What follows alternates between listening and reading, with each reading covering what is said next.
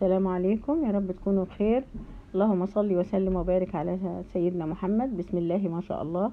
النهارده هنعمل القراقيش الجميله المصري او الفتوت زي ما بتحبوا تسموها، وجميله ازاي، وشوفوا شكلها وريحتها قلب المكان وكتيره.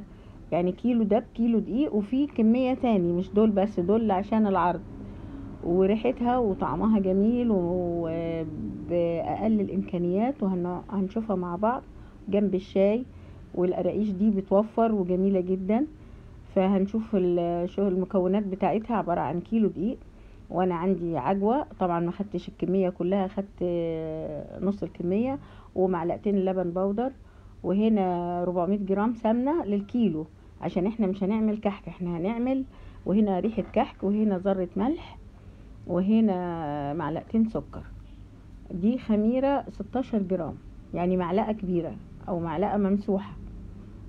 وكان معانا ذرة باكنج باودر، ذرة يعني قد يعني صغيرة كده قد الغلة.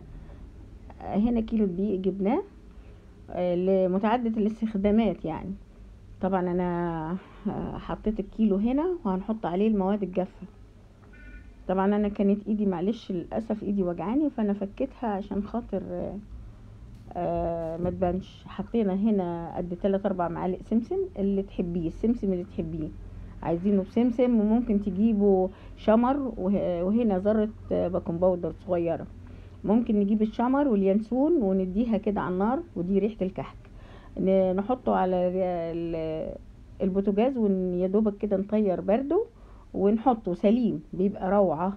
هنا حطينا ذرة الملح بقى، مع لازم نحط ذرة، عارفين بقى المخبوزات بأي نوع، يا حتى الكيك بحط عليه ذرة ملح. حطينا هنا معلقتين اللبن البودر وقلبناه كويس. وبعد ما قلبنا هنجيب بقى السمنة بتاعتنا، انا بقدحها واخليها تبرد واحطها عليه. ليه بقى بعمل كده؟ عشان مثلا لو عايزة تعملي كمية كبيرة، ما ريحته ما تتغيرش، ما يصوفلش، ما يعملش اي حاجة. هنا بقى جبنا البولة، يعني اي كوباية واي مج، وبنحط فيه المعلقة، هي ممسوحة خميرة بيرة او خميرة فورية الموجودة عندنا، ومعلقتين سكر، ونص كوباية مية دافية. هو المقدار الدقيق، الكيلو دقيق ده ممكن ياخد مننا يا كوباية ونص يا كوبايتين، يعني عشان هو مش كحك.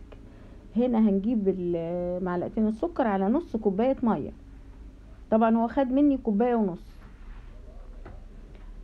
هنا بقى هنقلبها ونركنها عبال ما نعجن.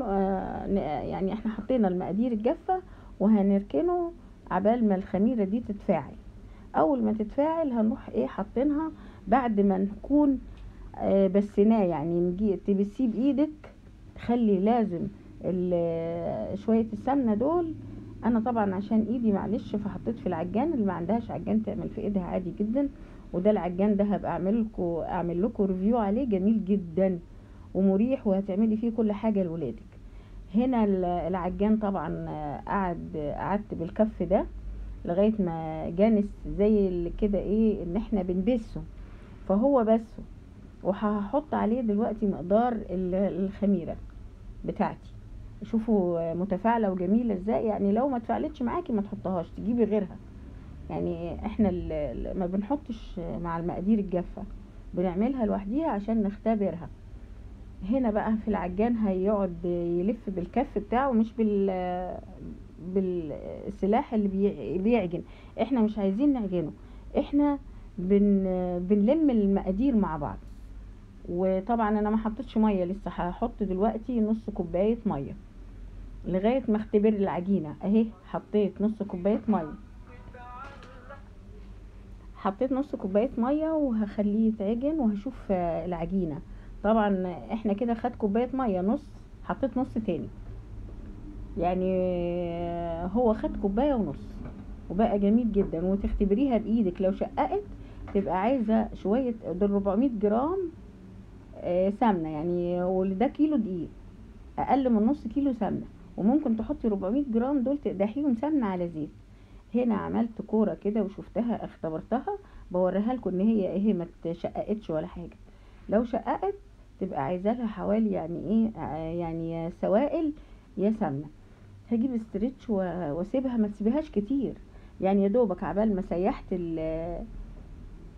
حبة العجوة هسيحها كده، عشان كانت عندي في التلاجة بمعلقة زبدة واعملها بقى.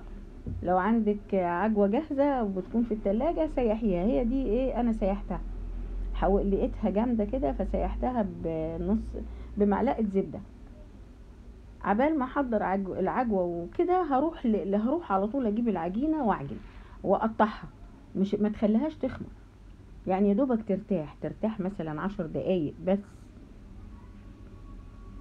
هنا بقى هقعد اقلب في العجوة من القراقيش دي من الحاجات الجميلة النظيفة اللي في بيوتنا لولادنا، وبتبقى مغذية.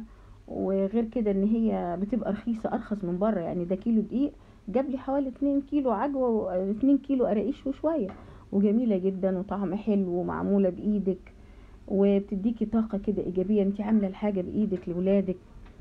هنا عملنا العجوة بقى خلاص اهي، شوفوا طريت ازاي، لانها كانت ناشفة قوي فتعبتني عبال ما فكت. بس الزبدة على طول بتخليها تفك، وتخلي بالك لا تتحرق منك، على طول ايدك فيها، وبمعلقة خشب عشان بتبقى اقوى من السيليكون المعالق الخشب. وهنا حطيت عليها شوية سمسم، عندك مكسرات حطي، فول سوداني حطي، مفيش حاجة ما تحطيش عجوة كده، لان السمسم والحاجات دي كلها مغذيات، يعني بنستفاد بالحاجة ان احنا بنغذي ولادنا. هنا بقى عملنا العجوة شكلناها عشان تبقى سهلة علينا، عشان نحطها ونقطعها في القراقيش. طبعا القراقيش معروفة بنعملها، يعني انا هوريكم على كذا شكل، عايزة تعملي الشكل اللي تحبيه.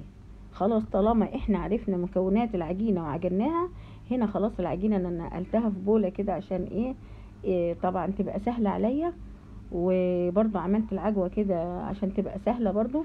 وفي ادوات كتيرة، القطاعة دي بتاعة الصابليه بتاعة العجائن، في منها كتير، ممكن بايدك بالسكينة، وممكن اللور ده برضو المردانة دي بفرد بيها. وهنجيب بقى هنا ونفرد، جبنا العجينة وسويناها، هتاخدي منها على قد ما انت عايزة تشكلي، وطبعا اولادك تخليهم يساعدوكي ويشتغلوا معاكي، بتبقى حاجة جميلة يعني، وبيبقى يوم حلو كده، والواحد يشغل وقته وبحاجة بسيطة. هو ايوه الدقيق غالي يعني، بس ايه يعني ب20 جنيه كيلو دقيق هجيب لك حوالي 2.5 قراقيش وهتاكل الاولاد. دلوقتي بقى ب60 جنيه كيلو القراقيش بره، فده موفر جدا جدا جدا جدا، وحاجة جميلة كده وفي اي وقت، وبتوفر في ظل الغلا ده. هنا بقى الاولاد بيلعبوا لي في الحاجة، فلتت ايدها برضو هعمل بيها واوريكم برضو، ولا يهمكم يعني. بس هنا اشتغلت بيها اهو. طبعا كل ربنا يخلي لكم اولادكم، كل اللي عنده اولاد ما بيخلوش حاجة الحمد لله. هنا بقى هنجيب العجوة ونحطها جوه ممكن تعمليها 2، ممكن تعمليها جنبين، ممكن تعمليها طويلة جنب واحد، يعني تقعدي يعني انا عايزاكوا ايه ادام عرفتوا الطريقة والمقادير تقعدوا تبدعوا. يعني ما فيش زي ما قلت لكم قبل كده، ما فيش كتالوج لاي حاجة، يعني مش قراقيش يعني حاجة كده شكلها كده، لا نعمل احنا ونبدع. يعني اللي عمل الحاجات دي ابدع، احنا هو مش احسن مننا يعني، او اللي عملت مش احسن مننا. هنا جبت دي برضو شكلها مشرشر كده وجميلة، وبتدينا منظر جميل. شوفوا كده، يعني ممكن نعمل بيها باتيه، نعمل بيها اي حاجة، نعمل بيها فطاير. فانا يعني ايه هنعمل عجائن وفطاير وحاجات جميلة، وهنعمل سوا وننفذ، وحاجات موفرة ان شاء الله. الفيديوهات الجاية ان شاء الله على ازاي نوفر، وازاي ندبر، وازاي كمان يبقى معانا الميزانية تبقى موفرة معانا بإذن الله، وان شاء الله يبقى في بركة في حاجتنا وفي بيتنا. هنا بقى عملناها اهو، قطعناها.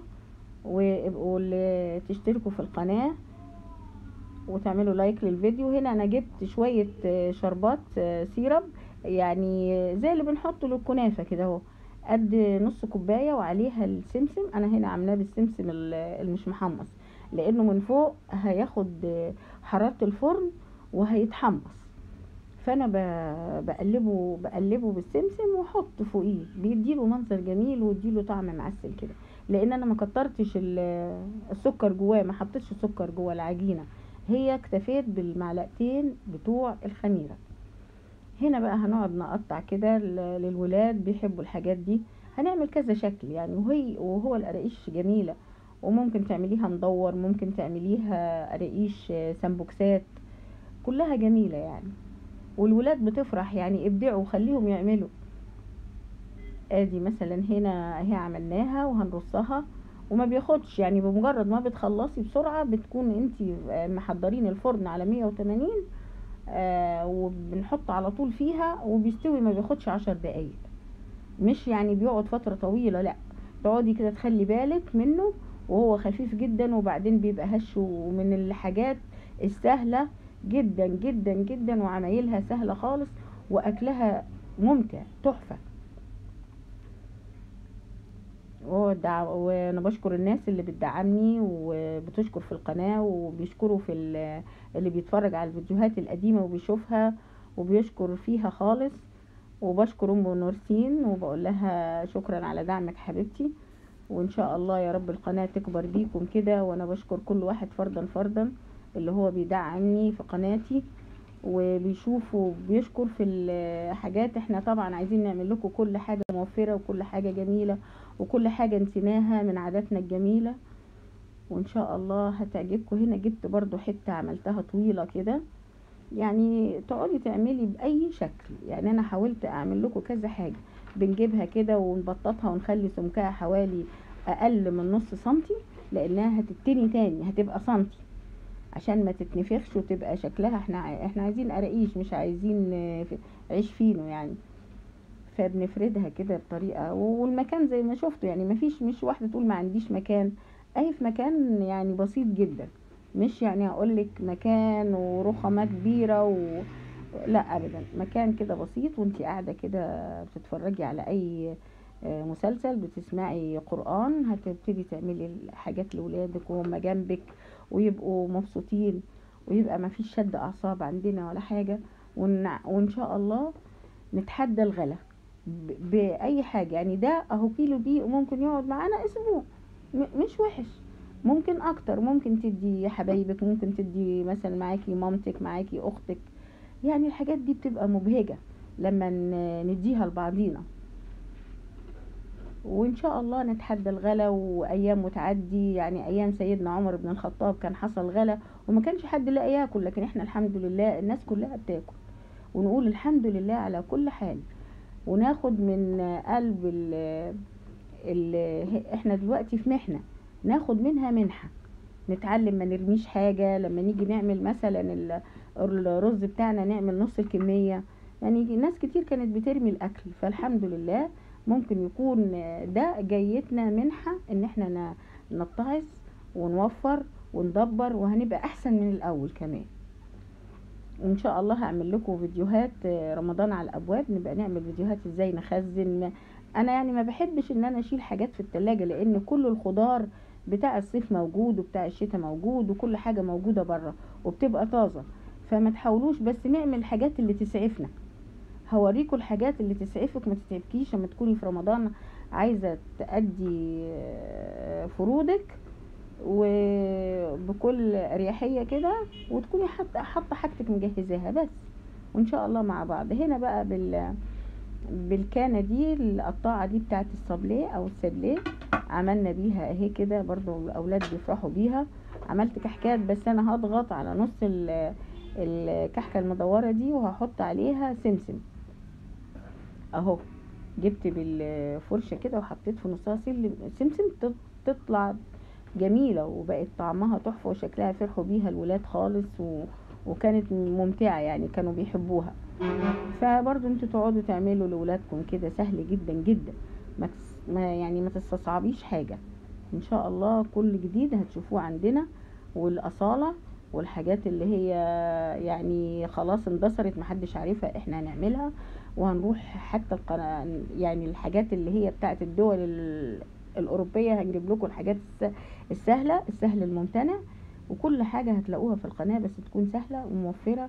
وإن شاء الله بيكم كده تدعمونا وتعملوا لايكاتكم الجميلة وتعليقاتكم الحلوة. هنا بقى اما نيجي ندخلين الفرن، قبل ما ندخله لازم نديله بالشوكة كده. ليه؟ عشان ما يتنفخش ويبقى شكله زي العيش الفينو، لا احنا عايزين قراقيش. فبنديها كده ايه، زي ما يكون معانا بيتزا مثلا، فبنديله كذا وبيبقى شكله جميل لما بيطلع. احنا عاملين سادة، وعاملين هنا بقى هو حطيناه في الفرن على درجة حرارة 180 170، يعني ما تعليش عليه وما بياخدش وقت. هنا طلعت اهي جميل ازاي. والريحة بقى، يعني لو ما عندكيش ريحة كحك ممكن تحطي محلب بشوية نشا. اهو طلع جميل جدا. طبعا كانت بيساعدوني البنات، وكل واحد عمل بطريقته وجميل، مش احنا اللي هناكله. فتحفة، طالع جميل جدا وريحته حلوة ودابه سمسم. شو اهو السمسم اتحمص ازاي اللي قلتلكوا عليه. وان شاء الله نقدم لكم كل جديد، ونقدم لكم الحاجات الموفرة في الفيديوهات الجاية، ويا رب يعجبكم الفيديو. هنا بقى طلع يعني ما اقولكمش بقى، زي ما قلت لكم قبل كده، يا ريت الفيديو بيدوقكم كنتوا شفتوا الطعم والجمال. طعم مناسب، والعجينة جميلة، ولما تقطعيه كده تلاقيه هش جدا ومفهوش، والطعم جميل مش زي اللي بنشتريه طبعا من المخابز. وشوفي محمر ولونه كده ذهبي وجميل ازاي. شوفوا حتة القراقيش جميلة ازاي وبسهولة. وتحطيها كده في الشاي او شوفي ناعمة جدا وما بتتكسرش، مش ناعمة. واوعوا تنسوا اللايك، والسلام عليكم ورحمة الله وبركاته.